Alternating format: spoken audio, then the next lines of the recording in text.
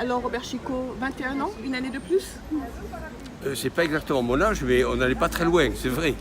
Et oui, un an de plus, et les années se suivent, j'espère se ressembleront, c'est-à-dire que 2018 sera une année également, un bon millésime. En tous les cas, on essaie de se donner les moyens pour que ça soit une réussite. Mais bon, nous ne sommes qu'un partenaire parmi d'autres. Il y a la météo, il y a la forme du moment, il y a toutes sortes de choses qui rentrent en considération et qui font que cette alchimie donne de l'or pur. Alors justement, au niveau météo, il faut s'attendre à quoi? J'en sais rien. J'en sais rien. Vous savez, nous sommes dans le domaine de la prévision. La météo devient pointue quelques heures avant. Bon, on sait qu'il peut y avoir des averses et du soleil. Voilà, c'est tout. C'est assez banal de dire que cela, pourvu qu'on n'ait pas de pluie au départ. Voilà, c'est le principal. Après le reste, les travailleurs sont habitués à ce type de situation.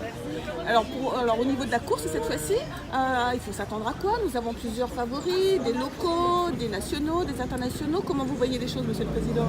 Je fais en sorte de ne pas donner de pronostic, dans la mesure où je m'occupe, n'est-ce pas, de l'ensemble des compétiteurs, sur un pied d'égalité, autant faire se peut. Voilà, donc de tous ces coureurs, il va y avoir un certain nombre qui vont émerger, nécessairement.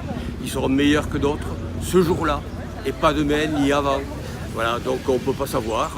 Il y a une dizaine de personnes qui peuvent prétendre effectivement à arriver en premier. Quels sont les points les plus difficiles? Vous connaissez bien le circuit du Grand Raid. Et quels sont les points les plus difficiles de la Diagonale des Fous? Bon, chacun s'accorde à considérer que lorsque le compétiteur arrive en haut du maillot, il a fait l'essentiel de la course. Il y a encore une grande distance, bien entendu, mais on peut dérouler, on peut calculer, on peut faire des pronostics. À partir de la hausse aussi également. Mais bon, c'est une compétition qui se veut classique puisque les itinéraires ont guère changé depuis un certain nombre d'années pour permettre justement aux compétiteurs de s'aguerrir, de faire des comparaisons, de dire là j'ai une défaillance, là j'ai manqué un peu de sucre, voilà, et d'arriver à une course la plus parfaite possible.